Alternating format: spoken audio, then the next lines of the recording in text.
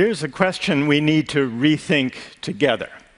What should be the role of money and markets in our societies? Today, there are very few things that money can't buy.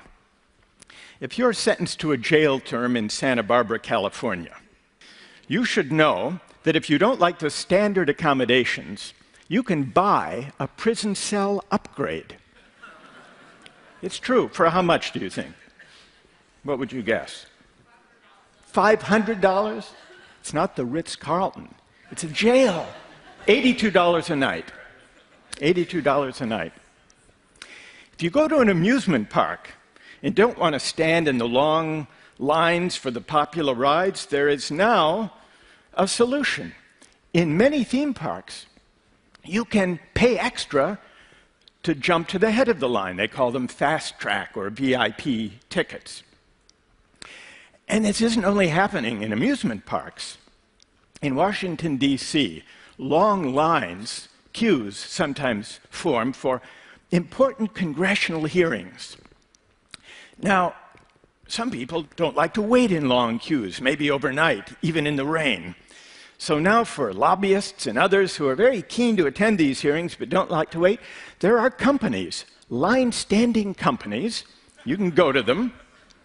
You can pay them a certain amount of money. They hire homeless people and others who need a job to stand waiting in the line for as long as it takes, and the lobbyist, just before the hearing begins, can take his or her place at the head of the line and a seat in the front of the room. Paid line standing.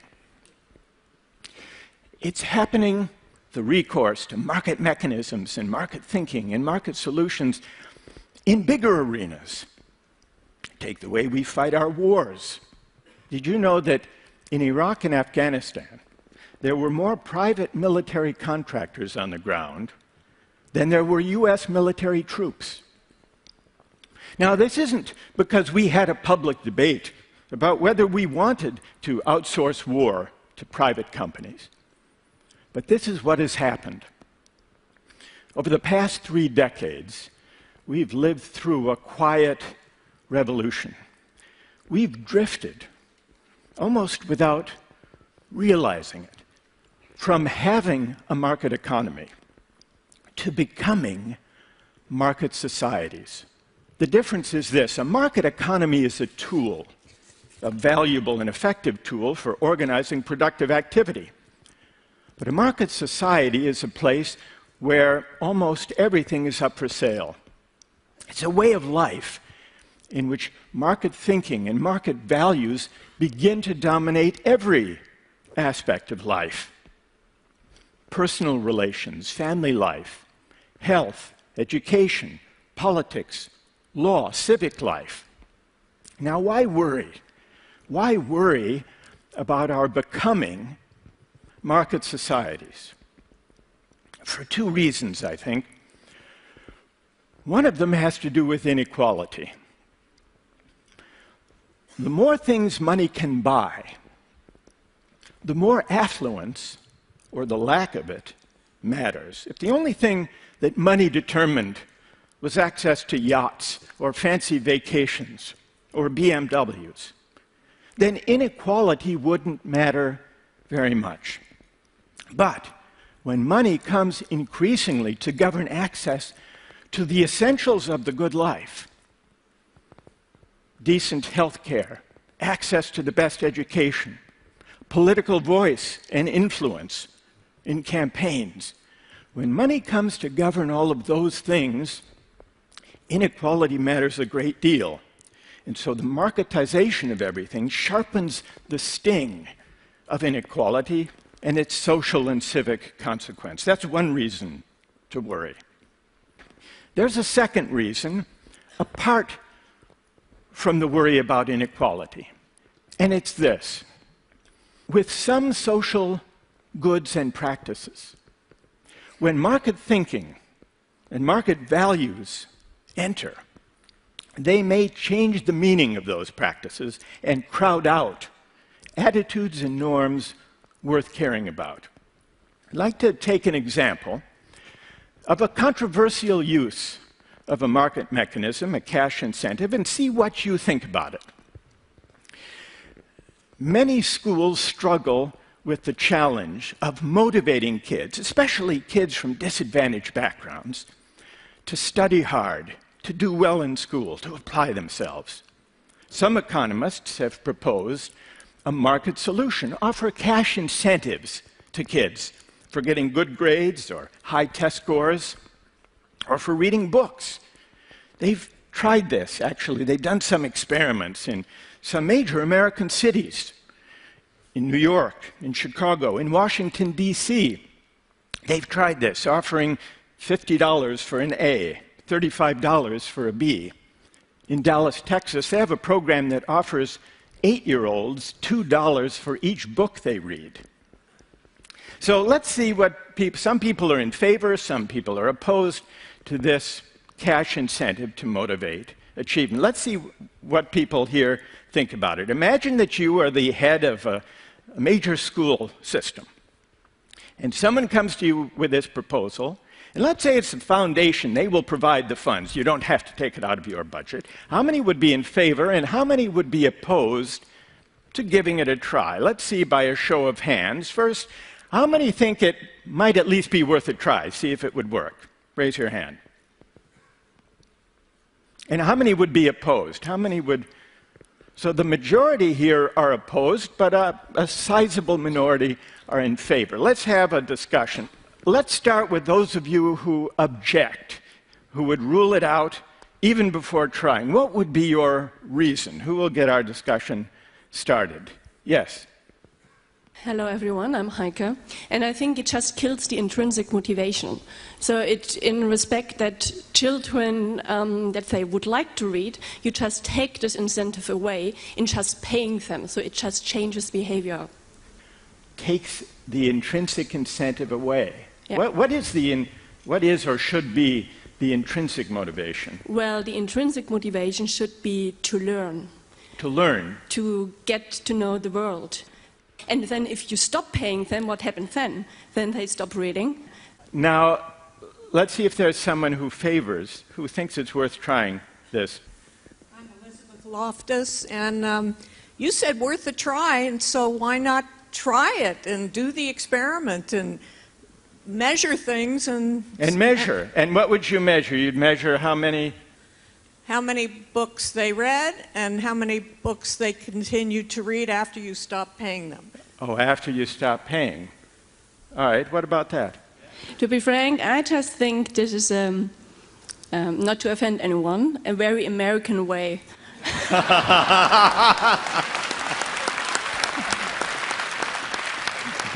All right, what's emerged from this discussion is the following question. Will the cash incentive drive out or corrupt or crowd out the higher motivation, the intrinsic lesson that we hope to convey, which is to learn, to love, to learn, and to read for their own sakes? And people disagree about what the effect will be, but that seems to be the question, that somehow a market mechanism or a cash incentive teaches the wrong lesson. And if it does, what will become of these children later? I should tell you what's happened with these experiments. The Cash for Good Grades has had very mixed results. For the most part, has not resulted in higher grades. The $2 for each book did lead those kids to read more books. It also led them to read shorter books. But the real question is, what will become of these kids later? Will they have learned that reading is a chore, a form of piecework to be done for pay? That's the worry. Or may it lead them to read, maybe for the wrong reason initially, but then lead them to fall in love with reading for its own sake? Now, what even this brief debate brings out is something that many economists overlook. Economists often assume that markets are inert, that they do not touch or taint the goods they exchange. Market exchange, they assume, doesn't change the meaning or value of the goods being exchanged. This may be true enough if we're talking about material goods. If you sell me a flat-screen television or give me one as a gift, It will be the same good. It will work the same either way. But the same may not be true if we're talking about non-material goods and social practices, such as teaching and learning, or engaging together in civic life. In those domains, bringing market mechanisms and cash incentives may undermine or crowd out non-market values and attitudes worth caring about. Once we see that markets and commerce, when extended beyond the material domain, can change the character of the goods themselves, can change the meaning of the social practices, as in the example of teaching and learning, we have to ask where markets belong and where they don't, where they may actually undermine values and attitudes worth caring about. But to have this debate, we have to do something we're not very good at, and that is to reason together in public about the value and the meaning of the social practices we prize. From our bodies, to family life, to personal relations, to health, to teaching and learning, to civic life. Now, these are controversial questions, and so we tend to shrink from them. In fact, during the past 3 decades, when market reasoning and market thinking have gathered force and gained prestige, our public discourse during this time has become hollowed out, empty of larger moral meaning. For fear of disagreement, we shrink from these questions. But once we see that markets change the character of goods, we have to debate among ourselves these bigger questions about how to value goods. One of the most corrosive effects of putting a price on everything is on commonality, the sense that we are all in it together. Against the background of rising inequality, marketizing every aspect of life leads to a condition where those who are affluent and those who are of modest means increasingly live separate lives. We live and work and shop and play in different places. Our children go to different schools. This isn't good for democracy, nor is it a satisfying way to live, even for those of us who can afford to buy our way to the head of the line. Here's why. Democracy does not require perfect equality. But what it does require is that citizens share in a common life. What matters is that people of different social backgrounds, different walks of life, encounter one another, bump up against one another in the ordinary course of life. Because this is what teaches us to negotiate and to abide our differences. And this is how we come to care for the common good. And so in the end, the question of markets is not mainly an economic question. It's really a question of how we want to live together. Do we want a society where everything is up for sale? Or are there certain moral and civic goods that markets do not honor and money cannot buy? Thank you very much. Thank you.